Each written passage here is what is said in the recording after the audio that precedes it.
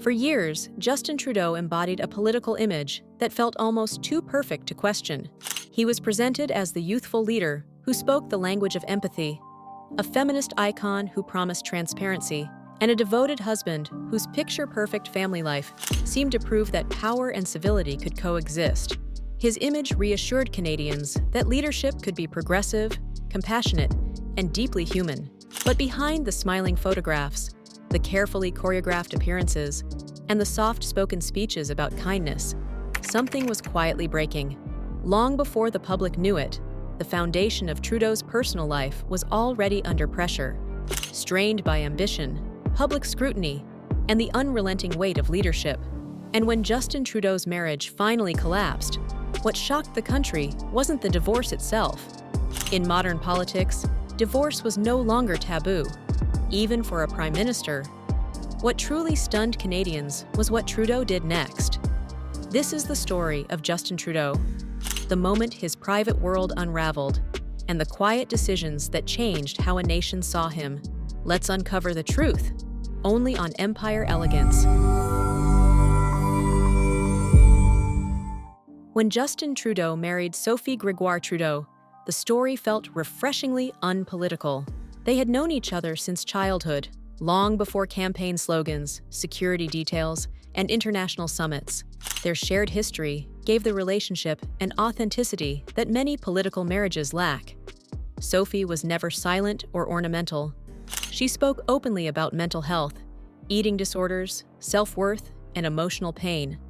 She did not simply stand beside power, she humanized it. Her presence softened Trudeau's image and grounded him in emotional reality, particularly during his early rise to national prominence. Together, they represented something rare in modern politics, a relationship that appeared genuine rather than transactional. That image became central to Trudeau's brand.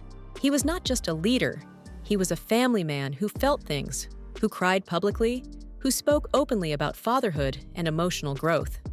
For many Canadians, the marriage was not just personal, it was symbolic. Yet within Ottawa's inner circles, whispers had circulated for years. The demands of leadership had slowly transformed Trudeau into a performer, a man constantly on display, always managing optics. Summits replaced anniversaries, speeches replaced intimacy, power replaced presence. Sophie, increasingly vocal about emotional burnout, appeared to drift away from the political core. Her speeches grew more introspective, more inward-looking. Her public absences grew longer and harder to ignore.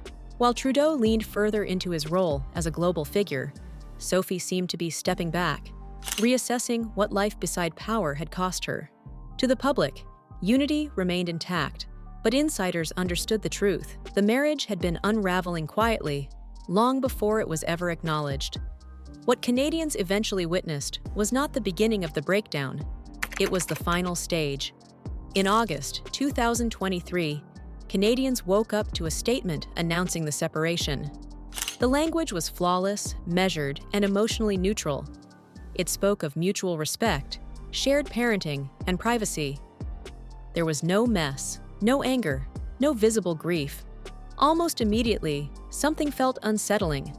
For a leader who had built his political persona on vulnerability, the announcement felt sterile, as if it had been processed through a communications team rather than written from a place of personal loss. The absence of emotion was not comforting, it was confusing, and that confusion quickly turned into unease. Within days of the announcement, Justin Trudeau was back in motion. International meetings resumed, public appearances continued, the familiar smile returned. There was no visible pause to absorb the loss of a marriage that had defined his public identity for nearly 2 decades. Canadians noticed. For many, it felt less like a man navigating heartbreak and more like a politician executing damage control. The emotional conflict was striking. Trudeau spoke the language of resilience, but avoided the language of loss. Rather than retreat, reflect, or recalibrate, he accelerated. And in doing so, he sent an unintended message that nothing personal had truly been lost. Was Justin Trudeau simply resilient?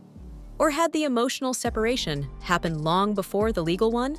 That question lingered uncomfortably in the public consciousness. Because while Sophie stepped away from the spotlight, Trudeau appeared almost untouched by the collapse of something so central to his identity. In politics, emotional absence often speaks louder than scandal, and the more Trudeau pressed forward without acknowledgement, the more Canadians wondered whether the marriage had ended long before the announcement, and whether the public had simply been the last to know. As Justin stayed visible, Sophie faded. She moved away from Ottawa's political orbit and reduced her presence in official spaces. When she did speak publicly, her words were raw, reflective, and deeply personal. She spoke about losing herself, about the emotional cost of public life, and about the burden of being constantly defined by someone else's role. There was no bitterness in her tone, but there was clarity, the clarity of someone reclaiming their identity. To many Canadians, Sophie's withdrawal felt more honest than Trudeau's composure. Her silence carried emotion. His control felt calculated. Where clarity is absent, speculation rushes in. Ottawa watchers began noting Trudeau's proximity to influential women in his political circle, including Mélanie Joly.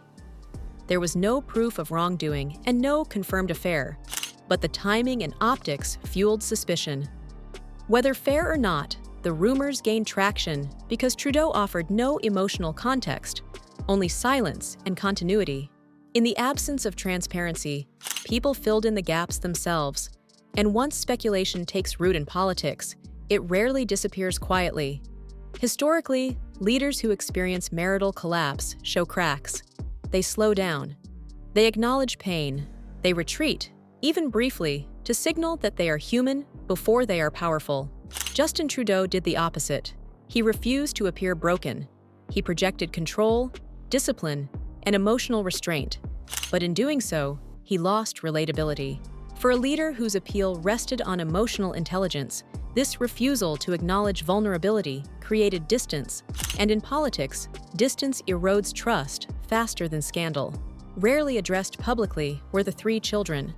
Raised in the spotlight, shielded by official statements, yet undeniably impacted by the separation. While Trudeau emphasized co-parenting and stability, critics questioned whether his immediate return to full political engagement allowed space for emotional repair behind closed doors. For a leader who often spoke about family values, the eyes felt contradictory. The silence surrounding the children became another uncomfortable reminder that control had taken precedence over emotional transparency. Gradually, the separation became symbolic. It was no longer just about a failed marriage. It became a reflection of a leadership style many Canadians were growing tired of. Polls reflected increasing disillusionment. Words like performative, detached, and out of touch appeared more frequently in voter surveys. The marriage collapse mirrored something larger, a leader emotionally removed from the people he governed. Trust did not shatter overnight. It thinned, quietly, persistently. What truly shocked Canada was not betrayal or scandal. It was emotional absence. Justin Trudeau treated the end of his marriage like a logistical obstacle rather than a human rupture. In doing so, he reinforced a growing belief that his empathy was performative, something displayed when useful, withdrawn when inconvenient. That realization unsettled even longtime supporters. Post-separation, Sophie appeared freer. Her voice sounded unfiltered. Her presence felt intentional rather than obligatory. She no longer carried the weight of political symbolism. For many Canadians, the contrast was stark. One partner reclaimed herself. The other clung to control. History is rarely shaped by personal failures alone, but it is shaped by how leaders respond to them. Justin Trudeau may not be remembered for losing his marriage. He may be remembered for how little he appeared to lose in the process, and what that revealed about his relationship with authenticity. That realization unsettled the country. In the end, Trudeau did not collapse. He did not confess. He simply moved on. And in that movement, many Canadians felt left behind, because sometimes leadership is not tested by triumph, but by moments when life strips away the script and reveals who you really are. Justin Trudeau did not let his marriage break him. He managed its end with precision, discipline, and emotional restraint. But in doing so, he exposed something deeper, a widening gap between image and authenticity. And that gap may prove far more damaging than any scandal ever could. Powerful men are praised for resilience, but history remembers them for empathy, because behind every composed leader, there is always a truth waiting to surface.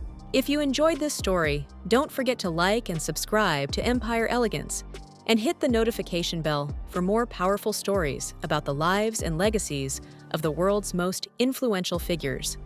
Thanks for watching, and we will see you in our next video.